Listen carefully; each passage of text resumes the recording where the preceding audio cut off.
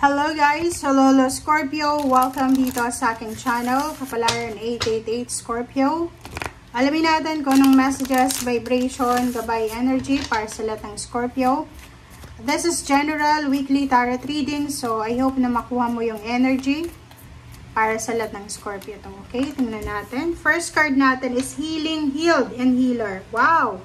Healing energy surrounds you in this situation. Wow!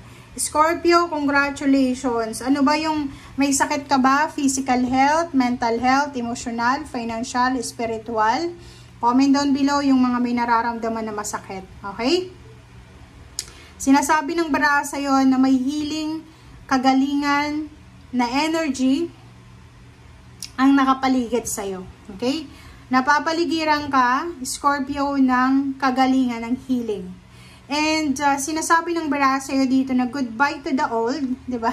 Yung yung sickness na 'yan, yung pain and heartaches, financial problems, stress, goodbye ka na diyan kasi hello ka na sa pagbabago. Okay? You've finished one part of your life, 'di ba? Yung parang yung pain and heartaches na 'yan, yung masilimuot na buhay, parte ng buhay mo, phase sa buhay mo ay tapos na. And now new and even better part is beginning. So, may pagbabago, may darating na bago, may magsisimula na pwedeng magdala sa'yo ng pagbabago talaga. Okay?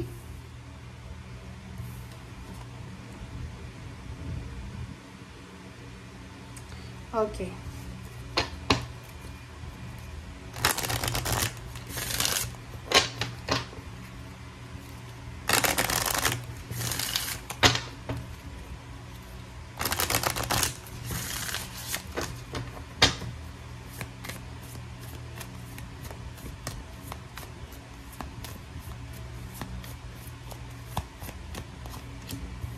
Okay, consult an expert. Okay, more information is needed. Contact someone with expertise in this area. Wow. So, Scorpio, kung may kailangan ka na expert, like doctor, like for example, mayroon kang nararamdaman sa sarili mo, physical, mental, emotional, financial, kung may kailangan kang information, kailangan mo maghanap ng tao na expert talaga, professional sa field na yan. Okay? Yun. Thank you, Scorpio.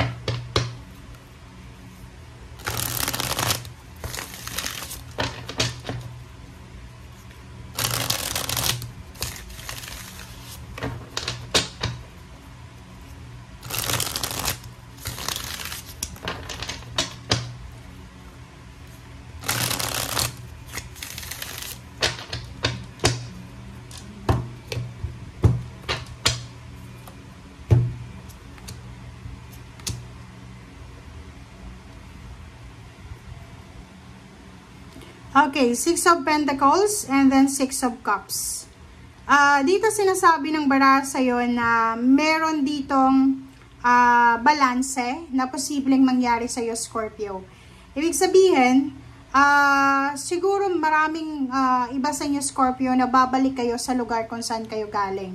It's either uuwi ka ng Pilipinas or babalik ka sa probinsya nyo. Yung iba din sa inyo, pwedeng bumalik ka doon sa dati mong pinagtatrabahuhan or sa dating lugar kung saan ka naghahanap buhay. Yung iba din sa inyo dito, pwedeng may makipagbalikan, is either your ex or maybe yung friends mo na naging kaaway mo, pwedeng magkaroon kayo ng time para makapag-usap. And next naman is yung Six of Pentacles, all about balance and financial. Sinasabi ng bara sa'yo na posibleng makatanggap ka ng regalo, makatanggap ka ng pera, and at the same time, may mga tao na posibleng hihingi sa'yo ng financial support or financial na hihingi nila sa'yo.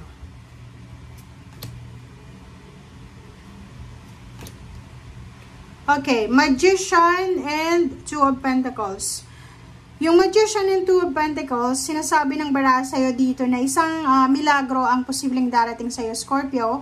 This is a financial miracle. So, siguro for several months na medyo hindi maganda yung flow ng money sa palad mo. Dito sinasabi ng baraha sa'yo, huwag kang mag-alala kasi isang magic, isang unexpected, isang milagro ang darating sa'yo na pwedeng makatulong sa'yo para mabalanse yung financial mo. Okay? Okay, relationship naman, sinasabi ng bara sa'yo dito na yun, may mga relationship na dumaan kayo sa mga problema, walang balanse, away dito, away doon, hindi magkasundo. And end of the day, this week, sinasabi ng bara sa'yo na posibleng may mga pag-uusap tungkol sa pagpapakasal, pag-uusap para sa pamamanhikan, pag-uusap para sa pagkakaroon ng baby, additional member ng family, pag-uusap para sa love life, or kung ano man to na pag-uusap para sa intimate.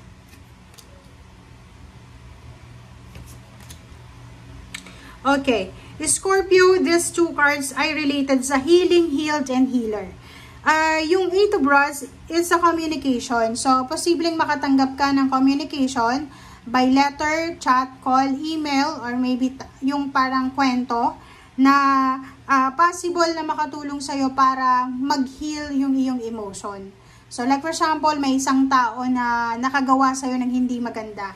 Diba? Hindi sa pagiging masamang tao, kasi magiging masaya ka sa misfortune ng ibang tao, but ang good news na to na darating sa'yo ay posibleng mag-heal talaga sa emotion mo. Kasi may mga emotional trauma ka na nararamdaman na posibleng mag-heal. So, yung Ten of Swords dito, sinasabi ng Ten of Swords na meron dito na pain and heartaches. Meron kang nararamdaman na sakit.